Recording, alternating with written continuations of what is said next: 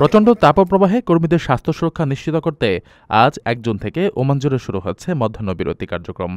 শ্রম মন্ত্রণালয়ের নির্দেশ অনুযায়ী জুন, জুলাই ও আগস্ট মাসব্যাপী দুপুর ১২টা ৩০ থেকে বিকেল ৩টা ৩০ পর্যন্ত খোলা জায়গায় বা নির্মাণস্থলে কর্মীদের দিয়ে কাজ করানো সম্পূর্ণ নিষিদ্ধ। কর্মক্ষেত্রের নিরাপত্তা ও স্বাস্থ্যবিধির ১৬ অনুচ্ছেদের ২ নম্বর ধারার আলোকে এই নির্দেশনা জারি করা হয়েছে। শ্রম মন্ত্রণালয়ের একজন মুখপাত্র গণমাধ্যমকে জানিয়েছেন, প্রতিবছর ১ জুন থেকে ৩১ আগস্ট পর্যন্ত সরাসরি রোদে বা ছায়াহীন স্থানে কর্মী নিয়োগ নিষিদ্ধ। আইন অমান্যকারীদের বিরুদ্ধে কঠোর ব্যবস্থা নেওয়া হবে।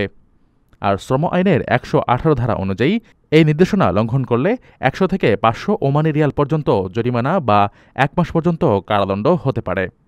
এই মুখপাত্র জানান, এই নিষেধাজ্ঞা মূলত নির্মাণ সাইট এবং অন্যান্য উন্মুক্ত কর্মক্ষেত্রে কর্মরত শ্রমিকদের স্বাস্থ্য সুরক্ষায় গুরুত্বপূর্ণ পদক্ষেপ।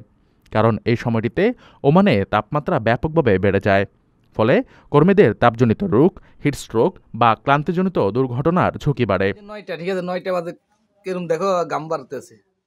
নির্দেশনার পাশাপাশি মন্ত্রণালয় সেফ সামার নামের একটি সচেতনতামূলক প্রচারণাও চালু রেখেছে, যার মাধ্যমে নিয়োগকর্তা এবং কর্মীদের গ্রীষ্মকালীন বিশ্রামের গুরুত্ব ও স্বাস্থ্য ঝুঁকি সম্পর্কে অবহিত করা হচ্ছে। আকর্ষণীয় রেট ও দারুণ সব ডাটা বান্ডেল পেতে আজই ব্যবহার করুন ফ্রেন্ডলি সিম।